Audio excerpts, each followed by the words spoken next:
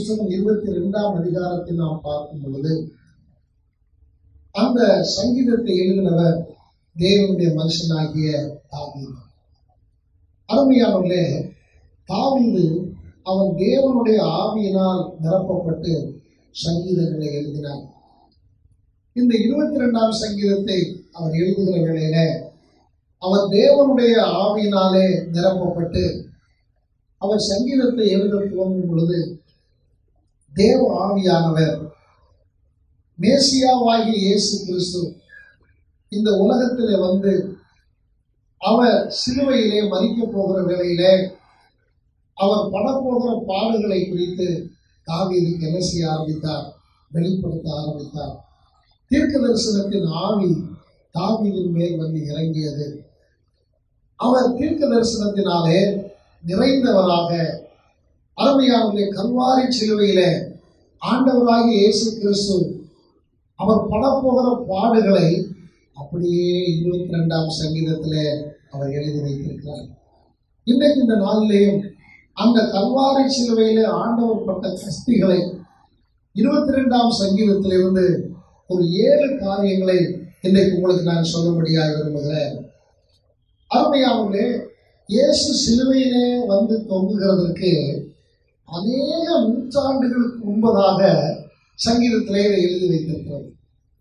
அவைகள் அப்படியே இயேசுனுடைய வாழ்க்கையில என்ன செய்தது? நிறைவேறியது. அவைகளை ஒவ்வொன்றாக இன்றைக்கு நான் உங்களுக்கு சொல்லும்படியாக விரும்புகிறேன். முதலாவதாக சங்கீதத்தின் புஸ்தகம் 22ஆம் அதிகாரம் 1ஆம் வசனத்தை வாசிக்கலாம். Psalm 22 verse 1. என் தேவனே, என் தேவனே, ஏன் என்னை கைவிட்டீர்? எனக்கு உதவி செய்யாமலும் நான் கதறி சொல்லும் வார்த்தைகளை கேளாமலும் ஏன் தூரமாயிருக்கிறீர்? கண்களை மூடி நாம் செலுத்தலாம். எங்களை நேசிக்கிற நல்ல பரலோக பிதாவே, இந்த நாளிலே உங்களுடைய திருப்பாதத்திலே நாங்கள் ஒரு விஷயம் வருகிறோம். ஆண்டவரே, தகப்பனே, இன்றைக்கு நாங்கள் தியானிக்க போகிற ஆண்டவரே வசனங்களை நீர் எங்களுக்கு ஆசீர்வதித்தார். கலாத்தியருக்கு பவுல் எழுதும் பொழுது சிலுவையில் அறையப்பட்டவராய் இயேசு அவர்களுக்குள்ளே பிரத்யட்சமாய் வெளிப்பட்டிருந்தாரே என்று சொல்லுகிறது ஐயா வேதம். அதே போல உங்களுடைய சிலுவையின் காட்சியை பாடுகளை நாங்கள் பிரத்யட்சமாய் காண ஆவியானவர் உதவி செய்யுங்க. இயேசுவின் மூலம் நல்ல பிதாவே, ஆமென். அருமையானவர்களே, நாம் இங்கே பார்க்கிற வேளையில முதலாவதாக ஆண்டவராகிய இயேசு கிறிஸ்துவினுடைய பாடுகளை குறித்து நாம் பார்க்கிற வேளையில இங்கே அருமையானவர்களே ஆவியான ஒரு காரியத்தை அவர் எழுதுகிறார். என் தேவனே, என் தேவனே, ஏன் என்னை கைவிட்டீர்?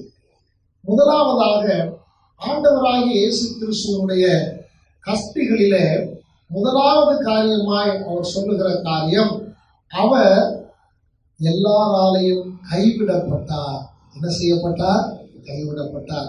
வேதத்தில் நாம் வாசிக்கும் பொழுது அவரோடு கூட இருந்த அப்பம் புசித்த, அவரோடு கூட இருந்த அற்புதங்களை பார்த்த, அவரோடு கூட இருந்து ஜீவ வசனங்களை கேட்ட அவருடைய சீசர்கள் ஒருவன் யூதாஸ் அருமையானவர்களே அவரை கைவிட்டு அவருக்கு விரோதமாக எழும்பி அருமையான சில வெள்ளி காசுகளுக்காக அவரை காட்டிக் கொடுத்தார் என்று நாம் பார்க்கிறோம்.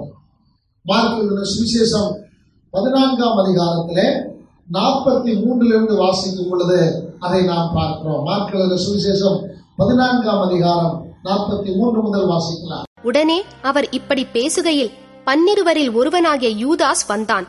அவனோடே கூட பிரதான ஆசாரியரும் வேதபாரகரும் மூப்பரும் அனுப்பின திரளான ஜனங்கள் பட்டயங்களையும் தடிகளையும் பிடித்துக் கொண்டு வந்தார்கள். அவரை காட்டிக் கொடுக்கிறவன், நான் எவனை முத்தஞ்செய்வேனோ அவன்தான், அவனை பிடித்து பத்திரமாய் கொண்டு போங்கள் என்று அவர்களுக்கு குறிப்பு சொல்லியிருந்தான்.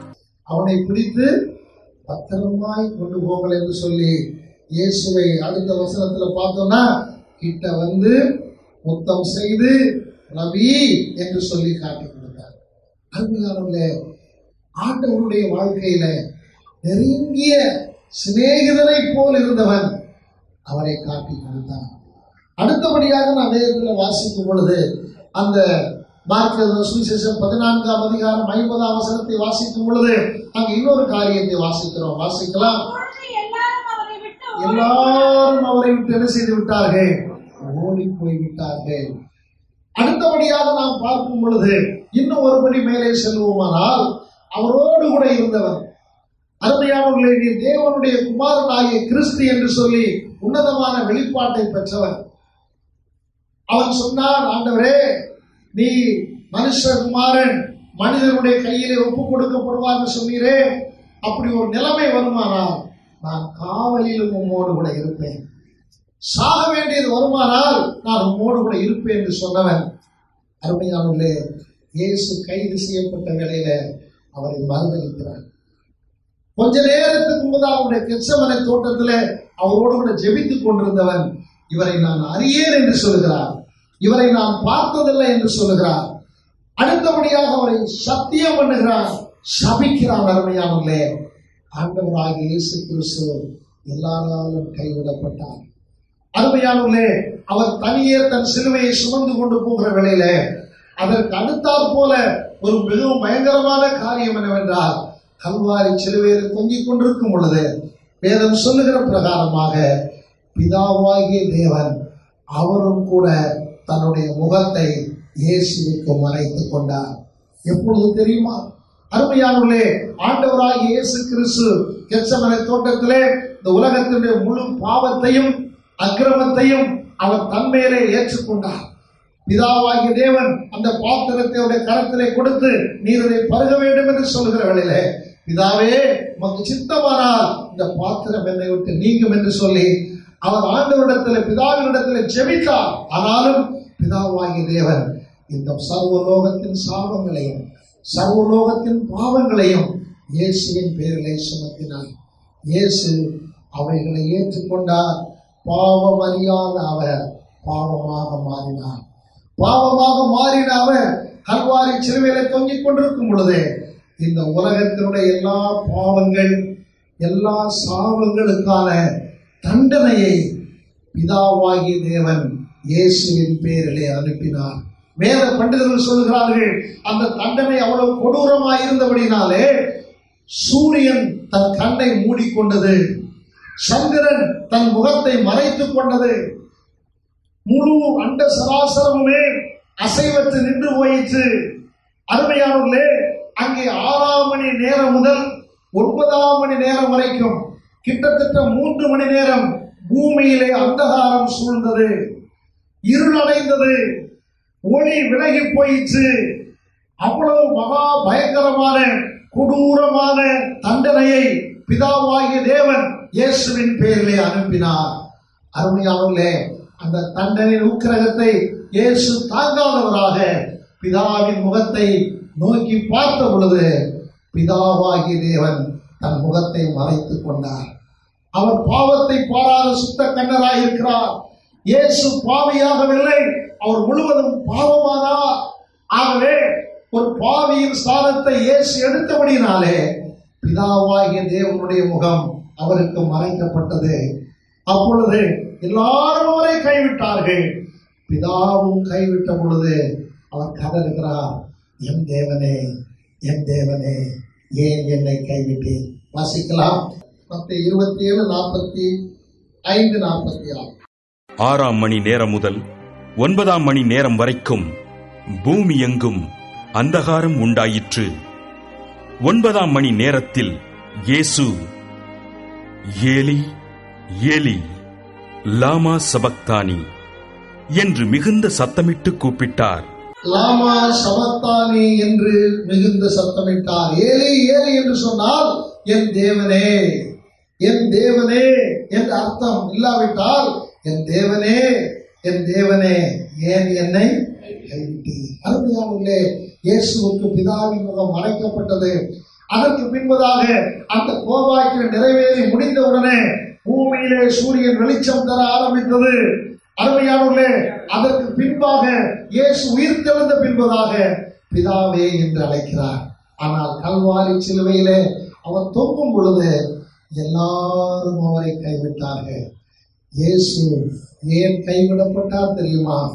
கைவிடப்பட்ட நம்மை தேவனிடத்திலே சேர்க்கும்படியாக அவர் பிதாவினாலே கைவிடப்பட்டார். கரங்களை தட்டி கர்த்தரை மகிமைப்படுத்துவோம்.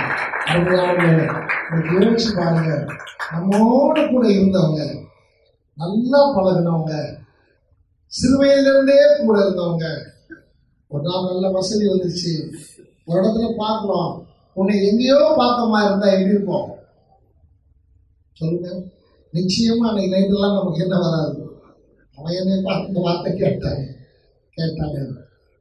அரை மணி நேரத்துக்கு முன்னால கூட இருந்து ஜெபம் பண்ணவங்க எப்படி 3 தடவை எழுப்புறாரு, டேய் எந்திரா ஜெபம் பண்றாங்க.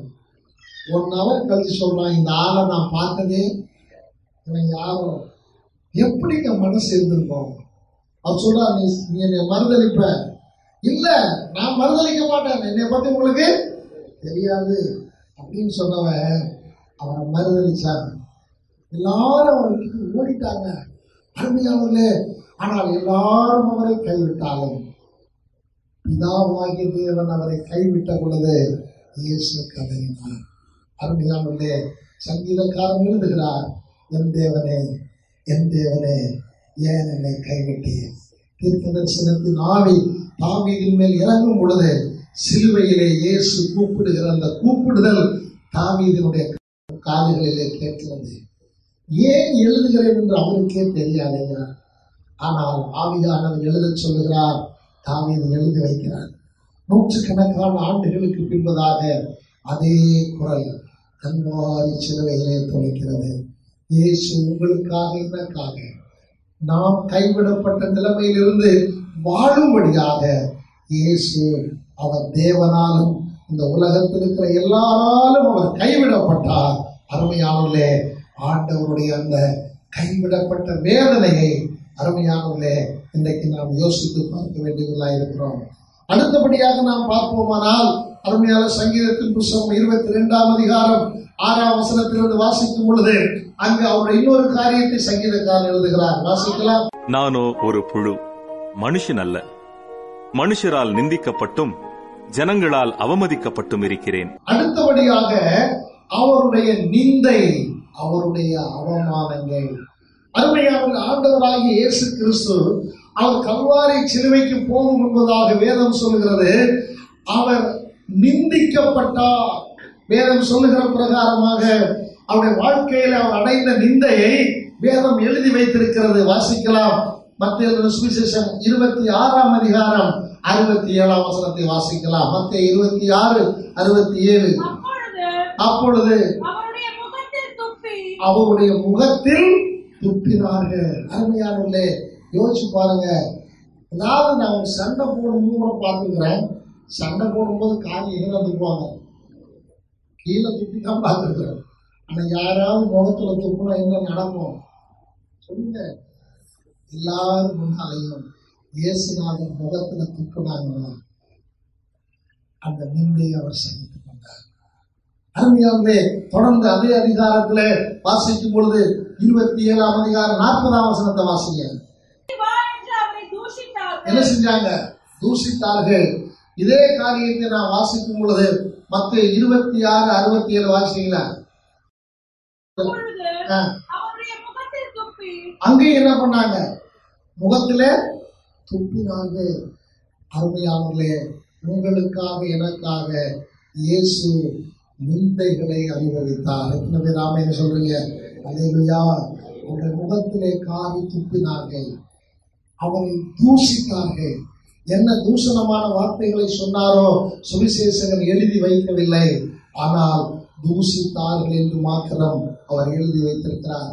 ஆனால் அத்தனை தூஷணங்களையும், முகத்திலே காரி துப்புகிற அந்த நிந்தையையும் அந்த அவமானத்தையும் ஆண்டவராகிய இயேசு கிறிஸ்து உங்களுக்காக எனக்காக சகித்தார். அருமையானவர்களே, இதுல ஒரு பெரிய வேதனையான காரியம் என்ன? யார் நிந்திக்கிறார்களோ, யார் முகத்திலே காரி துப்பினார்களோ அவர்களுடைய ரட்சிப்புக்காகத்தான் இவர் சிலுவையிலே தொங்கிக் கொண்டிருக்கிறார். அவர்களை மீட்டெடுக்கும்படியாக, அவர்களுடைய பாவங்களின் நிமித்தம், அவர்களுடைய அக்கிரமங்களின் நிமித்தம் அவர் சிலுவையிலே தொங்கிக் கொண்டிருக்கிறார். அப்பொழுதுதான் சொல்றார், பிதாவே இவர்களுக்கு மன்னியும், தாங்கள் செய்கிறது இன்னதென்று அறியாதிருக்கிறார். அருமையானவர்களே, இவர்கள் தாங்கள் செய்கிறது இன்னதென்று அறியாமல், பிதாவே இவர்கள் என்னை தூஷிக்கிறார்கள், என்னை நிந்திக்கிறார்கள், என் முகத்திலே காரி துப்புகிறார்கள், ஆனாலும் பிதாவே இவர்களுக்கு மன்னியும். அருமையானவர்களே, இந்த சுபாவம் தான் என்னால் தாங்கிக் கொள்ள முடியவில்லை. அருமையானவர்களே, இது யாராலையும் செய்ய முடியாத ஒன்று. எத்தனை பேர் என்னோட சேர்ந்து ஆமென் சொல்றீங்க? அருமையானவர்களே, அந்த முகத்திலே துப்பினவருடைய பாவங்களை இயேசு ஏற்றுக்கொண்டார். அந்த முகத்திலே அருமையானவர்களே காரி உமிழ்ந்தவருடைய சாபங்களை அவர் ஏற்றுக்கொண்டார். அருமையானவர்களே, நாம் ஒரு காலத்திலே தெய்வத்துக்கு விரோதமாக தெய்வத்தை வேதனைப்படுத்தி நாம் வாழ்ந்து கொண்டிருந்த நாட்களிலே அறியாமையுள்ள காலங்களை தேவன் காணாதவர் போல் இருந்தார் சொன்ன பிரகாரம் அவருடைய முகத்திலே காரி நாம் ஒருவேளை துப்பாவிட்டாலும் அவரை வேதனைப்படுத்தின நமக்காக இயேசு சிலுவையிலே நம்முடைய பாவங்களை சுமந்தார். எத்தனை பேர் ஆமென் சொல்றீங்க? ஆண்டவரே, நான் உம்மை துக்கப்படுத்தி இருக்கிறேன், ஆண்டவரே நான் உம்மை வேதனைப்படுத்தி இருக்கிறேன், ஆனாலும் எனக்காக என் பாவங்களை சுமந்தீர் ஆண்டவரே. ஹல்லேலூயா. ஆகவே இயேசு கிறிஸ்து அவர் கைவிடப்பட்டார். அது மட்டுமல்ல, வேதம் சொல்லுகிற பிரகாரமாக அவர் அவமானத்தை ஏற்றுக்கொண்டார், அவர் நிந்தையை ஏற்றுக்கொண்டார், தூஷணங்களை ஏற்றுக்கொண்டார். வேதம் சொல்லுகிற பிரகாரமாக அவர் பாடுபடும் பொழுது பயமுறுத்தாமலும், அவர் வையப்படும் பொழுது அவர் என்ன செய்யவில்லை? பதில் பேசவில்லை. அருமையானவர்களே, மயிர் கத்திரிக்கிற முன்பதாக சத்தமிடாதிருக்கிற ஆட்டை போல அவர் எல்லாவற்றையும் நமக்காக சகித்தார். இந்த நாட்களிலே கல்வாரி சிலுவையை நோக்கி பார்க்கிறவர்களே, ஆண்டவரே என்னுடைய நிந்தைகள் நீங்கும்படியாக நீர் நிந்தையை அனுபவித்தீர். எத்தனை பேர் ஆமென் சொல்றீங்க? ஆண்டவரே, என்னுடைய எல்லா விதமான அவமானங்கள் மாறும்படியாக நீர் அவமானத்தை ஏற்றுக்கொண்டீர். ஆண்டவரே, இந்த நாளில அதை நான் உணர்ந்து பார்க்கிறேன். ஆண்டவரே, அவருடைய வாயிலே வஞ்சனை இருந்ததில்லை, அவர் யாருக்கும் அவருடைய வாழ்க்கையில பாவம் இருந்ததில்லை, யாருக்கும் அவர் தீமை செய்யவில்லை. பசியாய் இருந்தவர்களுக்கு ஆகாரம் கொடுத்தார், வியாதியாய் இருந்தவர்களுக்கு சுகம் கொடுத்தார். அருமையானவர்களே, மரித்தவருடைய வீடுகளிலே போய் உயிரோடு கூட எழுப்பி அவருடைய வாழ்க்கையில சந்தோஷத்தையும் சமாதானத்தையும் கொடுத்தார். அவர் நன்மை செய்கிறவராய் சுற்றித் இருந்தார். ஆனால் அவருக்கு மனித சமுதாயம் கொடுத்த பரிசு என்ன தெரியுமா? முகத்திலே காரி துப்பினார்கள். மனித சமுதாயம் கொடுத்த பரிசு என்ன தெரியுமா? தூசித்தார்கள். இவனை அகற்றும், இவன் எங்களுக்கு தேவையில்லை என்று சொன்னார்கள். ஆனால் அவரோ, பிதாவே இவர்களுக்கு மன்னியும், தாங்கள் செய்வது இன்னதென்று அறியாதிருக்கிறார்கள். அந்த ஆண்டவருடைய சிலுவையை நாம் நோக்கி பார்க்கிறவர்கள், ஆண்டவரே எனக்காக நீ நிந்தையை ஏற்றுக்கொண்டீரே, எனக்காக நீர் அவமானத்தை ஏற்றுக்கொண்டீரே, இந்த நாளிலே அதை நினைவு கூறுகிறேன். எத்தனை பேர் ஆமென் சொல்றீங்க? அல்லேலூயா, அல்லேலூயா. அடுத்தபடியாக நாம் பார்க்கிற வேளையில அங்கே 22ஆம் அதிகாரம் சங்கீதம் 7ஆம் வசனத்தில் வாசிக்கும் பொழுது வாசிக்கலாம். என்னை பார்க்கிறவர்கள் எல்லாரும் என்னை பரியாசம் பண்ணி உதட்டை பிதுக்கி தலையை துலுக்கி, கர்த்தர் மேல் நம்பிக்கையாயிருந்தானே அவர் இவனை விடுவிக்கட்டும். பரியாசம் பண்றாங்க. இவன் தேவனுடைய குமாரன் சொல்றான், இவனா தேவனுடைய குமாரன்? தேவனுடைய குமாரன்னா ஆண்டவர் இவனை என்ன செய்யட்டும்? விடுதலையாகட்டும். கர்த்தர் இவன் மேல பிரியமா இருக்கிறார், பிரியமா இருக்கிறார் சொன்னானே, பிரியமா இருந்தா என்ன செய்யட்டும்? விடுதலையாகட்டும். இவன் மேலையாவது கர்த்தர் பிரியமா இருக்கிறதாவது. நீ தேவனுடைய குமாரனாலும் கீழே இறங்கி வா பார்க்கலாம். மற்றவங்களை ரட்சித்தா தன்னை ரட்சிக்க ராணி இல்ல, எல்லாம் சொல்றாங்க, அவ்வளவு பரியாசம் பண்றாங்க. தேவாலயத்தை இடிச்சுட்டு 3 நாள்ல கட்டுவானா? நீ இப்ப இறங்கி வா பார்க்கலாம், அப்ப தேவாலயத்தை என்ன செய்யலாம்? கட்டலாம். எல்லாம் பரியாசம் பண்றாங்க. ஆனா ஆண்டவர் அத்தனையும் சகித்துக் கொண்டார். அல்லேலூயா. யோபுவின் புத்தகத்துல ஒரு வசனம் இருக்கும், ரொம்ப பிடித்தமான வசனம். யோபு பெரிய கோடீஸ்வரர், திரளான சொத்துக்கள், ஆடு மாடுகள் ஒட்டகங்கள், இவைகளுக்கு அளவே இல்லை. ஒரு நாள் சொத்துக்களை எல்லாம் இழந்துட்டாங்க. 7 பிள்ளைங்க இறந்துட்டாங்க. இருந்த வீடு என்னச்சு? இடிஞ்சு தரமட்டம் ஆயிடுச்சு. அந்த இடிச்ச வீட்டுல இருந்த அந்த இடிபாட்டுல மண்மேட்டில் உட்காந்து உச்சம் தலைமை உள்ளங்கால் வரைக்கும் பருக்க அது ஓட்டை எடுத்து என்ன பண்ணிட்டு இருக்கிறோம்? சொல்லிட்டு இருக்கிறோம். அப்ப அந்த வழியா போற 2 பேர் இவனை பார்த்து நக்கலா சிரிச்சுட்டு போறாங்க. எப்படி நக்கலா சிரிச்சுட்டு போறாங்க. அப்ப யோபுல சொல்லியிருக்குது, யோபு சொல்றான், இந்த 2 பேர் சிரிச்சுட்டு போறாங்க, இவங்க அப்பனை என் வீட்டு நாய் கூட நான் சமமா வைக்க மாட்டேன்றான். எப்படி போறானு இவன் அப்பா இருக்கிறானு அவனை என் வீட்டு நாய் கூட நான் சமமா வைக்க மாட்டேன். இப்ப அவன் என்னை பார்த்து எப்படி சிரிச்சுட்டு போறான். நாய் காரில் தானே போகுது. இப்ப உண்மையா இல்லையா சொன்னாரு, அந்த நாய்க்கு ஏர் கண்டிஷன் இல்லாம இருக்காதான், நம்ம ஃபேன் காத்தே சரியா. உண்மையா பையன் சொல்லுங்க. அப்ப இப்போ அவன் வீட்டு நாயை எப்படி வளர்த்தாமோ தெரியல. அவன் சொல்றான், என் நாய் கூட அவனை கிட்ட என்ன செய்ய மாட்டேன், சேர்க்க மாட்டேன். இப்ப அவன் என்னை பார்த்து என்ன பண்றான். உண்மையா பையா நம்ம ஒரு சகோதரி சொல்றோம், நான் கொஞ்சம் கீழே இறங்கிட்டேன், எவனோ என்னை பார்த்து என்ன பண்றானுங்க சொல்லுங்க. நக்கலா பாசுறான், நக்கலா பாக்குறான். ஆனா ஒரு காலத்துல இவன் எங்க கூட சேர்க்க மாட்டேன்.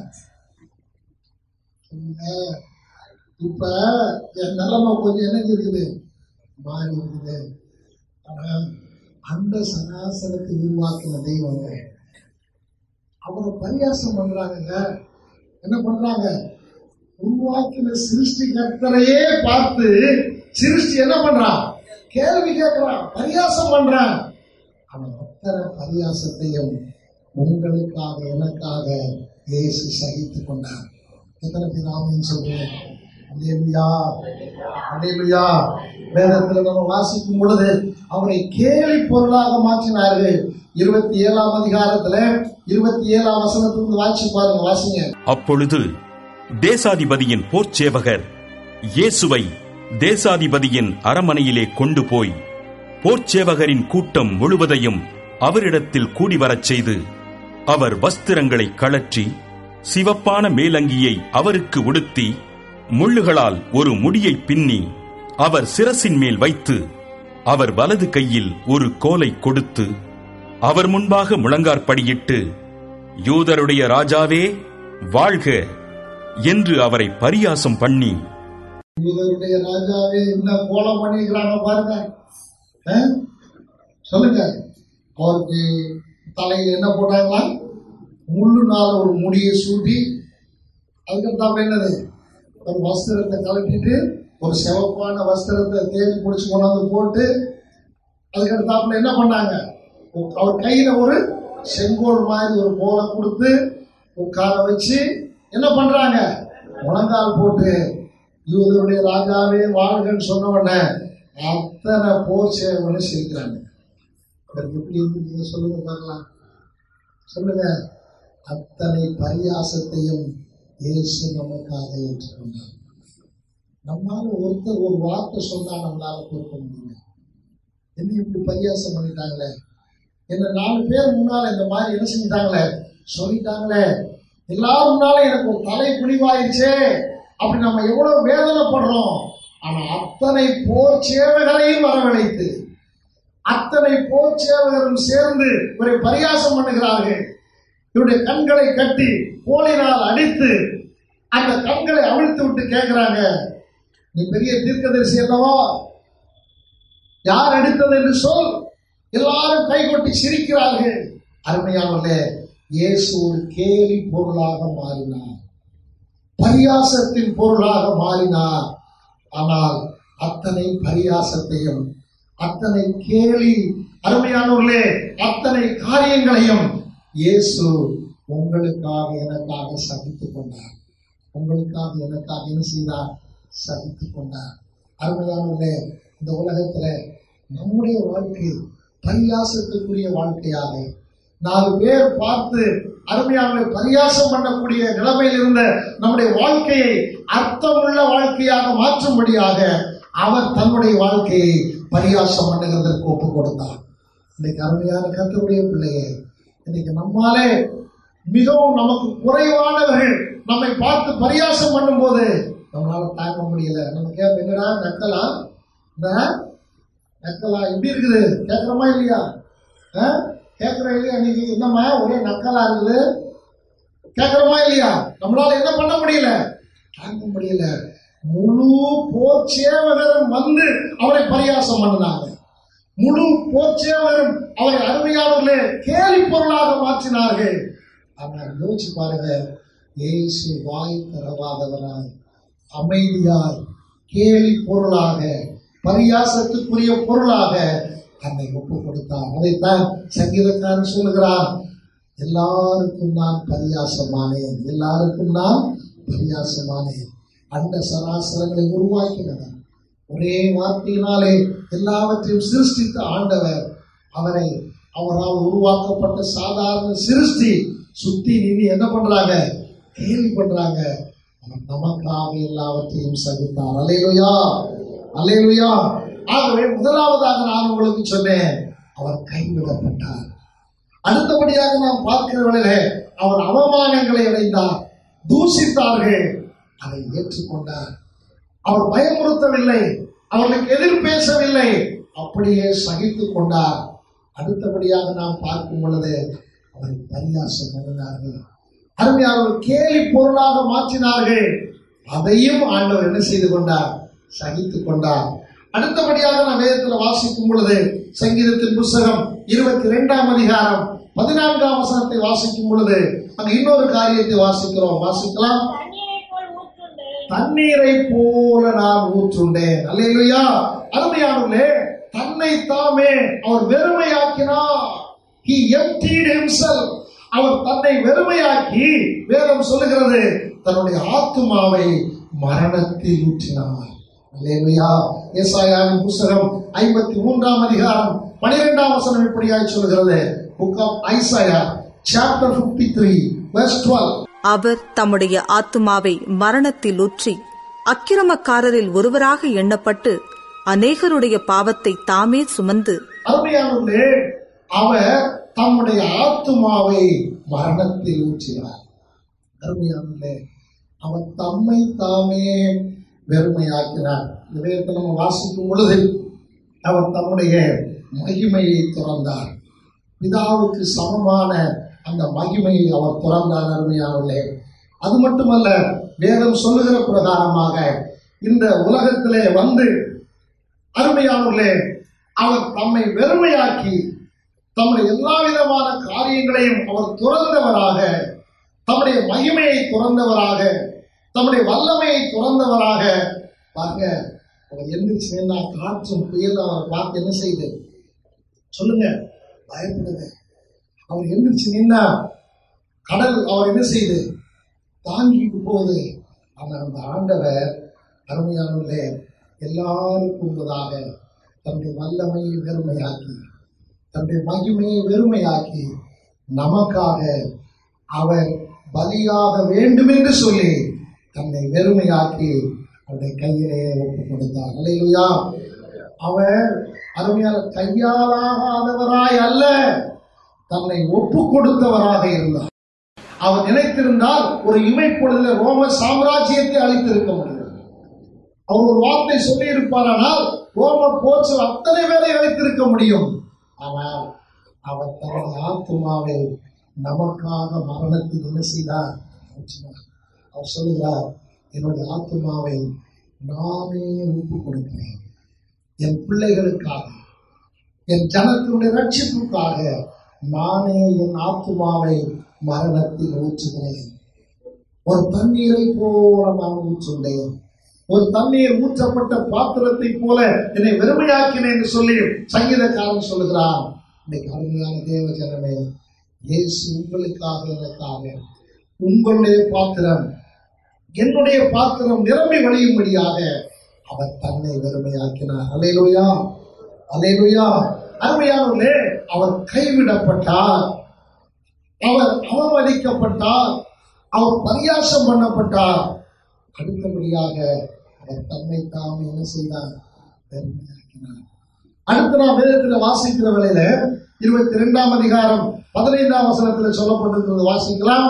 என் பெலன் ஓட்டை போல் காய்ந்தது, என் நாவு மேல்வாயோடே ஒட்டிக்கொண்டது, என்னை மரணத்தூளிலே போடுகிறீர், என்னை மரண தூளிலே போடுகிறேன்.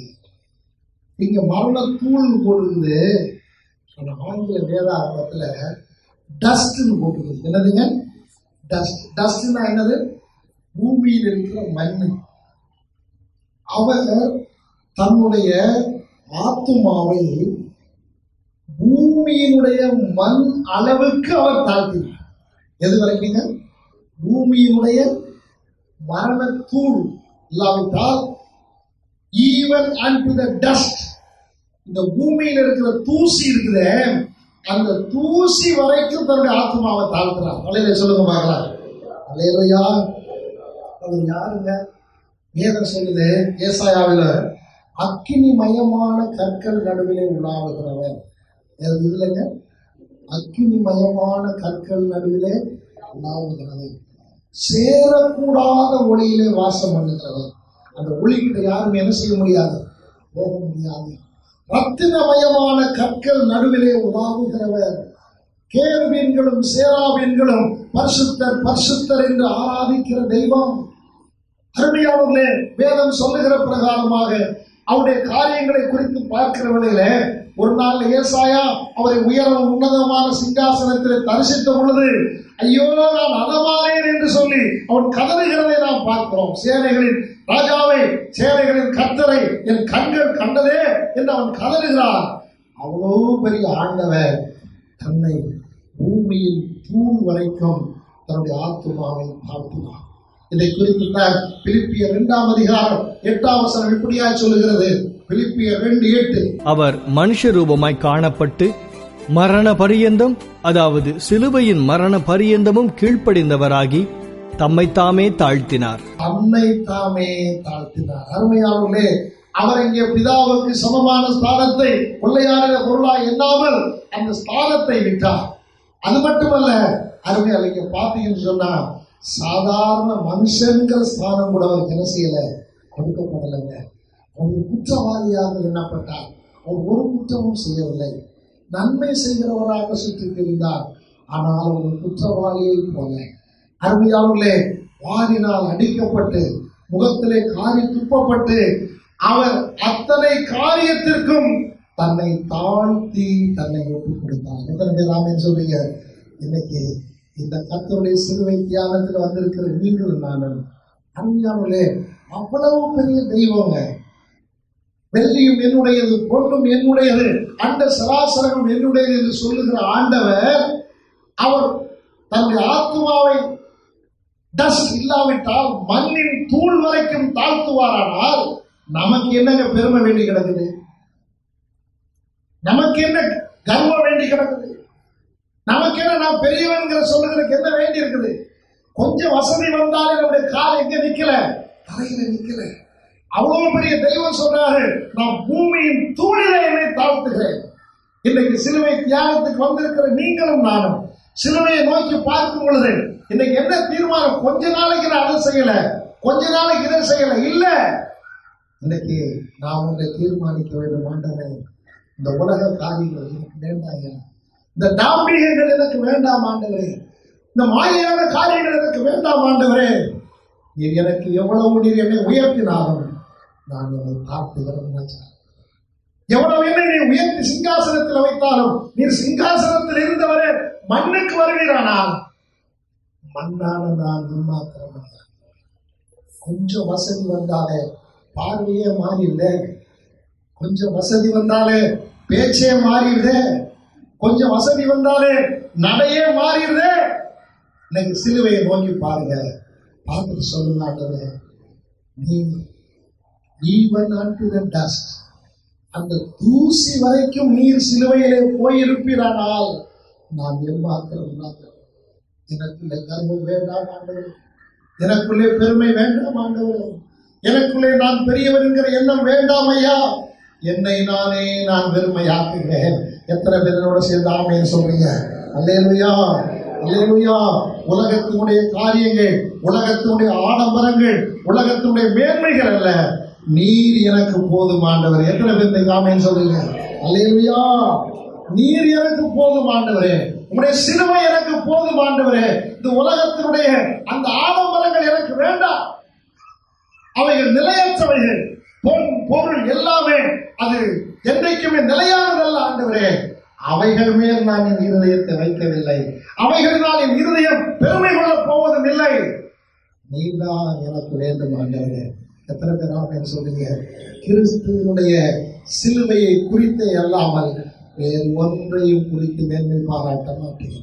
என் பட்டம் பதவி எனக்கு மேன்மை அல்ல, இந்த செல்வம் எனக்கு மேன்மை அல்ல, எனக்கு வைத்திருக்கிற பதவி எனக்கு மேன்மை அல்ல, இந்த வாழ்க்கையில அடைந்திருக்கிற முன்னேற்றங்கள் எனக்கு மேன்மை அல்ல. என் தேவாதி தேவன் அவருடைய தெய்வத்தினுடைய சிங்காசனத்தையே உதறிவிட்டு மண்ணுக்கு வருவாரானா என்னுடைய மேன்மைகள் ஒன்றுமில்லை. எத்தனை பேர் ஆமென் சொல்றீங்க? அல்லேலூயா. இன்னைக்கு நமக்குள்ள இருக்கிற இந்த நான் என்கிற கர்வம் மண்ணோடு மண்ணாகட்டும். நமக்குள்ள இருக்கிற அந்த வீண் பெருமையான பேச்சுகள் இன்னைக்கு மண்ணோடு மண்ணாகட்டும். மற்றவர்களை காட்டிலும் உயர்ந்தவன் என்கிற எண்ணம் இன்றோடு மண்ணோடு மண்ணாகட்டும். அருமையானவர்களே, சிலுவையின் நாயகரை பார்ப்போம். அவரே மண்ணோடு மண்ணாக தன்னை தாழ்த்துவாரா? நீங்களும் நான் மாற்ற எத்தனை பேர் அப்படின்னு சொல்லுங்க? அல்லேலூயா, அல்லேலூயா. அவர் தன்னை தலை மட்டும் even unto the dust. அவர் சொல்லுகிறார், என் ஆத்துமா மண்ணோடு கூட தூளோடு கூட அது ஒட்டி கொண்டிருக்கிறது. இந்த மண் வரைக்கும் தன்னை தாழ்த்தினார். அடுத்தபடியாக நாம் பார்க்கும் பொழுது வாசிக்கலாம். சங்கீதத்தின் புத்தகம் 22ஆம் அதிகாரம் 17-18 வசனங்களை வாசிக்கலாம். என் எலும்புகளை எல்லாம் நான் எண்ணலாம், அவர்கள் என்னை நோக்கி பார்த்துக் கொண்டிருக்கிறார்கள். என் வஸ்திரங்களை தங்களுக்குள்ளே பங்கிட்டு என் உடையின் பேரில் சீட்டு போடுகிறார்கள். உடையின் பேரில் சீட்டு போடுகிறார்கள். மத்திய சுவிசேஷம் 27ஆம் அதிகாரம் 28ஆம் வசனத்தை வாசிக்கலாம். போதும், அவருடைய வஸ்திரங்களை கலற்றி. இந்த வசனம் மிகவும் ஒரு கொடுமையான ஒரு வசனம். அருமையானவர்களே, இதை நாம் சற்று உள்ளே சென்று பார்ப்போமானால் ரொம்ப வேதனையாக இருக்கும். ஆண்டவராய் இயேசு கிறிஸ்து சிலுவையிலே கொள்ளும் பொழுது அவருடைய வஸ்திரங்களை களைந்தார்கள். மேல் தொடங்கி கீழ் வரைக்கும் நெய்யப்பட்ட ஒரு விலையேற பெற்ற வஸ்திரத்தை அணிந்து கொண்டு கம்பீரமாய் பலஸ்தீனாவை சுற்றி திரிந்தவர். அவருடைய வஸ்திரத்தை உரிந்தார்கள். அவருடைய இடுப்பிலே மாத்திரம் கொஞ்சம் துணி இருந்தது. ஈன கூலத்தில அரை நிர்வாணத்திலே இயேசுவை சிலுவையிலே தொங்க வைத்தார்கள். இன்னைக்கு உலக பிரகாரமான வார்த்தைகள் சொல்லி சொன்னார். ஒருத்தனை கூட்டிட்டு போய் ஸ்டேஷன்ல கொண்டு போய் வச்சு அவனை அவமானப்படுத்துற உடனே என்ன பண்ணுவாங்க தெரியுமா? அந்த ட்ரெஸ் எல்லாம் அவங்களுக்கு அந்த உள்ளாடையோட உட்கார வைப்பாங்க. அதான் இருக்கிற அவமானத்திலேயே பெரிய அவமானம். இயேசுவை அந்த மாதிரி தான் அவமானப்படுத்தினார். வேதத்தில் சொல்லப்பட்டிருக்கிறது, அவரோடு கூட வந்த ஸ்திரீகள் தூரத்திலே நின்றார்கள் எழுதப்பட்டிருக்கு. ஏன் என்று சொன்னால் அவர்களுக்கு அந்த காட்சியை பார்க்கிறதற்கு மனம் வரவில்லை. இயேசு உங்களுக்காக எனக்காக அவமானப்படுத்தப்பட்டு ஈன கோலத்திலே அரை நிர்வாணமான நிலைமையிலே பார்க்க கண்கள் கூசுகிற அளவிற்கு கல்வாரி சிலுவையில் அவமானப்படுத்தப்பட்டார். அவருடைய சரீரத்தில் இருக்கிற எலும்புகள் எல்லாம் தெரிகிறது. அவரை அடித்த அடியினாலே அங்கே அவருடைய முதுகெல்லாம் வேதம் சொல்லுகிற பிரகாரமாக உழவனுடைய படைச்சால்களைப் போல உழப்பட்டிருக்கிறது. ரத்த நாளங்கள் எல்லாம் தெரிகிறது. சரீரத்தில் இருக்கிற வஸ்திரத்தை உரிந்து கொண்டார்கள். அந்த வஸ்திரத்தின் மேல் சீட்டு போட்டார்கள்.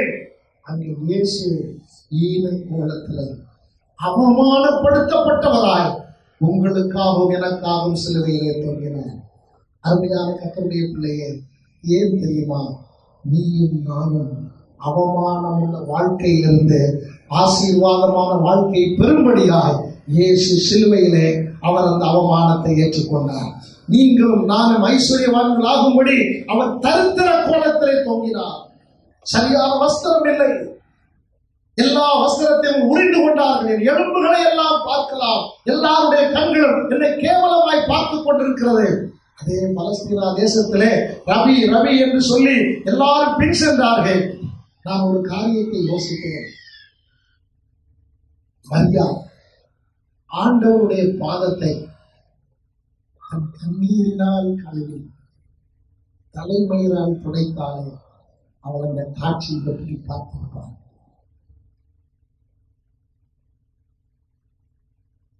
இதை யோசித்த பொழுது இருதயம் உடைந்தவன். கம்பீரமுறை நடந்தவர், ராஜகுமாரனை போல் வாழ்ந்தவர், கேவலமான ஈன கோலத்தில் அரை உருவான கோலத்தை ஒரு பிச்சைக்காரனை போல உங்களுக்காக எனக்காக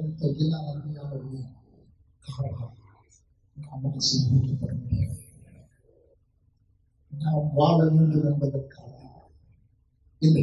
நான் யோசித்து பார்ப்போம். ஆண்டவரே, தெய்வமே, நான் உடை உடுத்த வேண்டும் என்பதற்காக நீ கேவலமான கோலத்தை கொடுத்தீர்கள்.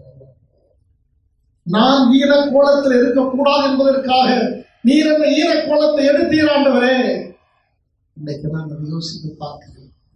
ஏதோ கடமைக்காக அல்ல ராஜா, வழக்கத்துக்காக அல்ல. ஆண்டவரே, நீர் பட்ட பாடுகளை உண்மையாய் தியானிக்க எனக்கு உதவி செய்யும். ஆண்டவரே, உலகத்தில் யாரும் எனக்காக அதை செய்ய ஒத்துக்கொள்ள மாட்டார்கள், எனக்காக ஒரு நிலைமை அடைய ஒத்துக்கொள்ள மாட்டார்கள்.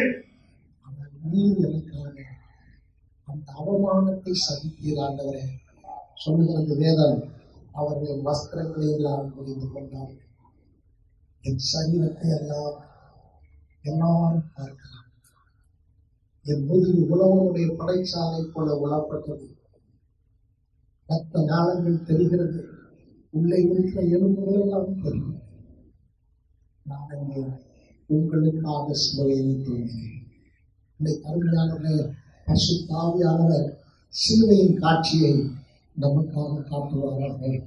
இவை எல்லாவற்றுக்கும் மேலாக 26ஆம் சங்கீதத்தில் 16-17 வசனங்கள் இப்படியாய் சொல்லுகிறது. வாசிக்கலாம். நாய்கள் என்னை சூழ்ந்திருக்கிறது, பொல்லாதவர்களின் கூட்டம் என்னை வளைந்து கொண்டது. என் கைகளையும் என் கால்களையும் உருவ குத்தினார்கள். என் கைகளையும் கால்களையும் உருவ குத்தினார்கள். அருமையானவர்களே, இஸ்ரவேல் தேசத்திலே இப்படி ஒரு தண்டனை கிடையாது. இஸ்ரவேல் தேசத்திலே சங்கீதக்காரனாகிய தாவீது அவன் அரசாட்சி செய்கிற நாட்களிலே சிலுவை தண்டனை கிடையாது. கல்லறிந்து கொள்வார்கள், அதுதான் மரண தண்டனை. ஆனால் தீர்க்க தரிசனத்தின் ஆவியானவர் சொல்லுகிறார், நீ இதை எழுது. மேசியா வரும் பொழுது அவர் கல்லறிந்து அல்ல, பட்டயத்தினால் அல்ல, அவருடைய கைகளையும் கால்களையும் உருவ குத்துவார்கள். நீ அதை எழுது என்று சொல்லுகிறார்.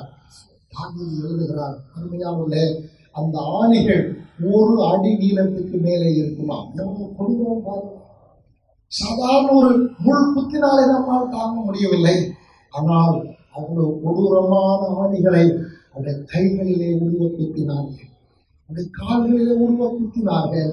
அருமையானவர்களே, அத்தனை பாடுகளையும் இயேசு நமக்காக சந்தித்தார்.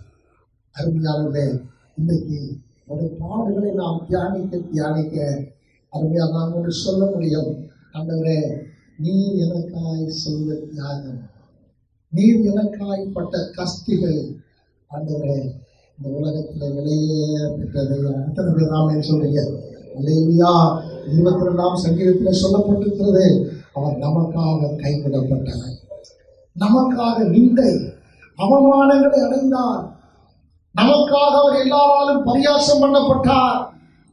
அவர் நமக்காக தம்மை தாமே வெறுமையாக்கினார். தன் ஆத்துமாவை தண்ணீரை போல நமக்காக மரணத்தில் ஊற்றினார். எல்லாவற்றுக்கும் மேலாக மண்ணோடு மண்ணால் சிலுவையின் மரண பரியந்தம் தன்னை தாழ்த்தினார். அருமையானவர்களே, அவருடைய வஸ்திரங்களை உரிந்து கொண்டார்கள்.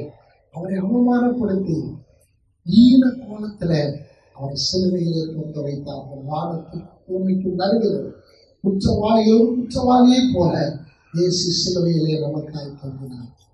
எல்லாவற்றுக்கும் மேலாக கரங்களிலும் கால்களிலும் ஆணிகள் கடாவி அவரை துடிக்க கொண்டார்கள்.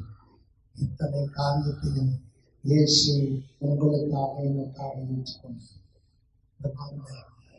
அந்த ஆண்டவருடைய அந்த அன்பை யோசித்து பார்ப்போமானால், ஆண்டவருக்காக ஆண்டவரை நேசிக்கிறதற்கு நம்ம இருதயம் தூண்டப்படும். அருமையானது, ஆண்டவரே, நீர் எனக்காக இவ்வளவு காரியங்களை செய்தீரையா, உமக்காக நான் எதையாகிலும் செய்வேன் என்கிற ஒரு வைராக்கியம் நமக்குள்ளே வரும். ஆண்டவர், அருமையானவர்களே, நம்ம எல்லாரும் அப்படியே கண்களை மூடுவோம். கிறிஸ்துவிற்குள் பிரியமானவர்களே, இந்த நிகழ்ச்சிகள் உங்களுக்கு ஆசீர்வாதமாக அமைந்திருக்கும் என நம்புகிறோம். இந்நிகழ்ச்சியினால் நீங்கள் பெற்ற ஆசீர்வாதங்களை எங்களுக்கு எழுதுங்கள். உங்களது ஜெபத் தேவைகளுக்கும் எங்களது முகவரிக்கு நீங்கள் தொடர்பு கொள்ளலாம். எங்களது முகவரி: போதகர் வே. ஜேம்ஸ் பால்ராஜ், மாரநாதா பூரண சுவிசேஷ சபை, 10 வடக்கு மாதா கோயில் தெரு, ராயபுரம், சென்னை 600013. எங்களது தொலைபேசி எண் 9444138164. Pastor V. James Palraj, Maranatha full gospel church, 10 north Mada church street, Royapuram, Chennai 600013. Email jameспalrajv@gmail.com. எங்களது தேவ செய்திகளை இணையதளத்திலும் நீங்கள் கேட்டு பயனடையலாம். maranatha-rayapuram.com. தேவன் தாமே உங்களை ஆசீர்வதிப்பாரா.